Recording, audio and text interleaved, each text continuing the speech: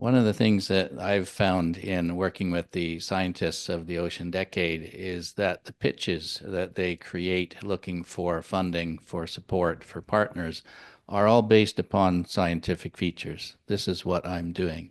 They don't speak the language of benefits, which if we're going to engage with the public sector, we need to assist our scientific community to develop pitches that really focus on the benefits of what they're doing. My question to all of us, and I'll show you how we are working on this, is how can we collectively create and coalesce around a roadmap that yields an exponential improvement in the cost of ocean data over time?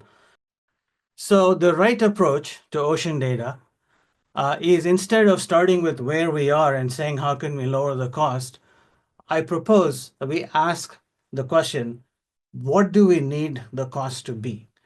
Dramatically increasing the availability and accessibility of ocean data will be one of the biggest challenges in the coming decades.